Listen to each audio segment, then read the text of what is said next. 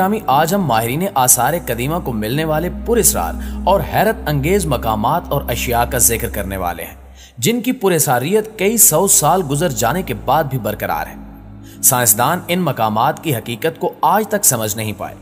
ये पुरअसरार मकामात कहाँ कहाँ वाक़े हैं और इनकी पुरअसरारियत की वजह क्या है, ये जानने के लिए वीडियो को शुरू से लेकर आखिर तक जरूर देखिएगा।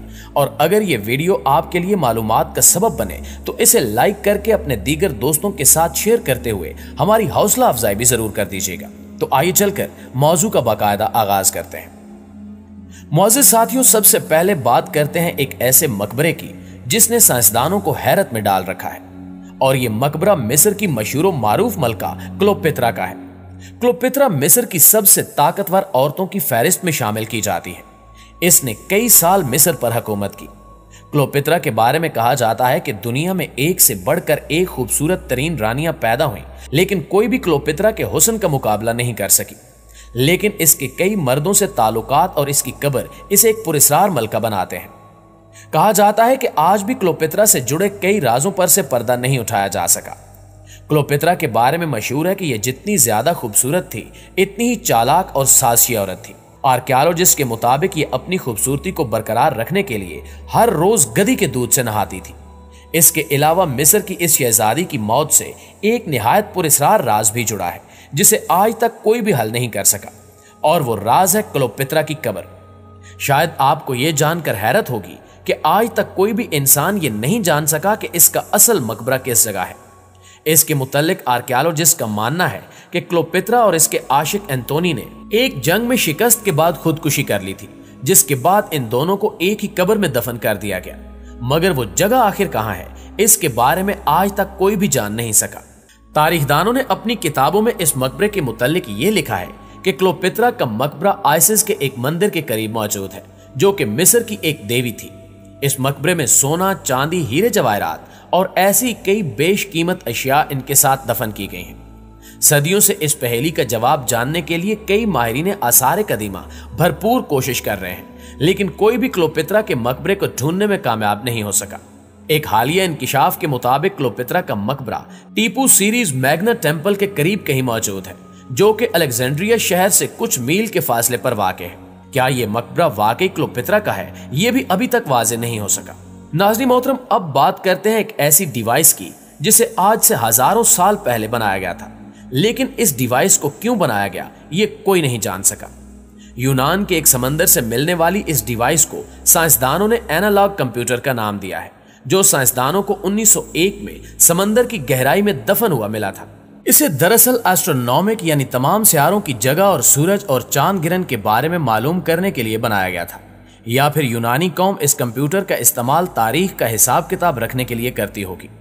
माहिरीन के मुताबिक ये मशीन आज से 4000 साल पुरानी है, जो कि समंदर में डूबे हुए जहाज के मलबे से दरियाफ्त हुई।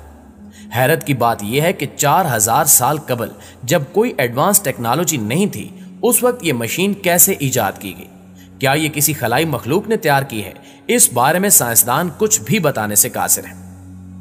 मुअज़्ज़िज़ दोस्तों, जहां तारीख के पुरअसरार राजों की बात चल रही हो, वहां दी ग्रेट पिरामिड्स का जिक्र ना हो, ऐसे भला कैसे मुमकिन है।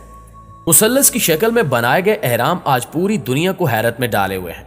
मिस्र समेत दुनिया भर में पाए जाने वाले एहराम अपने अंदर हजारों राज समोए हुए हैं, क्योंकि इन एहरामों की तारीख बहुत पुरानी तस्लीम की जाती है। इनके बारे में कहा जाता है कि इन्हें आज से कमोबेश 5000 साल पहले तामीर किया गया। अगर मिस्र में तामीर किए गए सबसे पहले पिरामिड की बात करें तो इसे ज्वेसेस के नाम से जाना जाता है। इसे सबसे पहले उस वक्त के काबिल तरीन इंजीनियर्स, जिसका नाम अमहोटप था, ने शाही घराने की तीसरी नस्ल के फिरौन को दफन करने के लिए तामीर किया था। पिरामिड्स का इस्तेमाल उस दौर में सिर्फ शाही घराने से ताल्लुक रखने वाले अफराद को दफनाने के लिए किया जाता था, ताकि शाही खानदान की कब्र को एक मकबरे की शक्ल दी जा सके। एहराम मुसल्लस शक्ल की इमारत होती है और ऊपर की आखिरी सतह से ये नोकीले दिखाई देते हैं। आमतौर पर इन पिरामिड्स की ऊंचाई 300 से 500 मीटर तक होती है।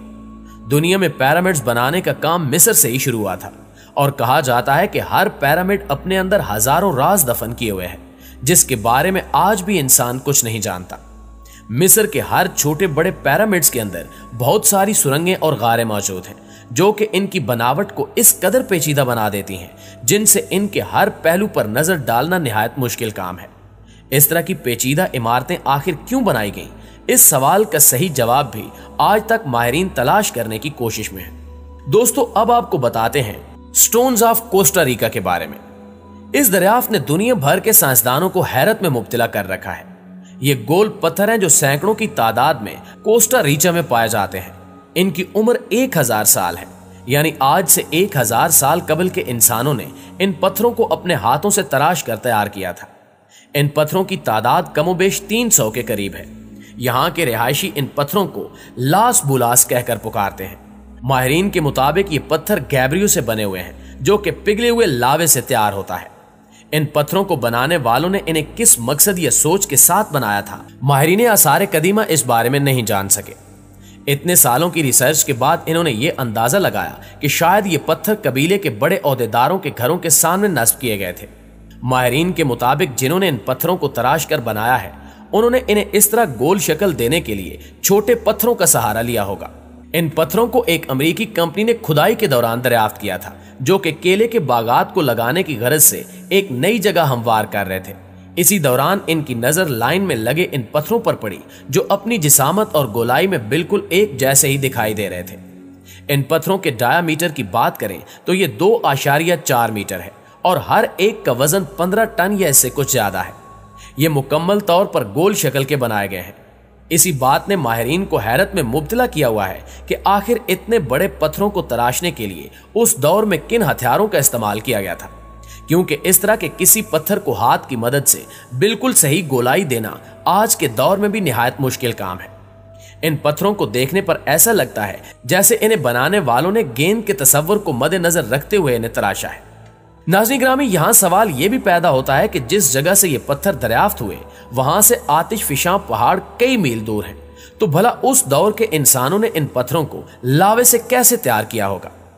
यकीनी तौर पर यह देवहीकल पत्थर इंसानियत के लिए आज भी किसी मुहिम्मे से कम नहीं। हालांकि इन पत्थरों को लेकर कई अफसाने और कहानियां मौजूद हैं, मगर कोई भी कहानी इन पत्थरों की तारीख को सही तौर पर बयान नहीं करती। इन कहानियों में से एक कहानी यह भी है कि उस दौर में गोल पत्थर तराशने का मतलब इन्हें कंपास की तरह इस्तेमाल करना था, और कुछ कहानियों के मुताबिक ये पत्थर अटलांटिस नामी समंदर से आए हैं, मगर फिर भी इन्हें यहां किस तरह पहुंचाया गया, इसके मुतालिक कोई कुछ भी नहीं जानता। जी तो उर्दू कवर के प्यारे साथियों, ये थी हमारी आज की वीडियो कैसी लगी कमेंट करके हमें जरूर बताइएगा। इंशाल्लाह आपसे मुलाकात होती है अगली मालूमाती, इंटरटेनिंग और इंटरेस्टिंग वीडियो में। तब तक अपना और अपने इर्द गिर्द के लोगों का ढेर सारा ख्याल रखिएगा। अल्लाह निगहबान।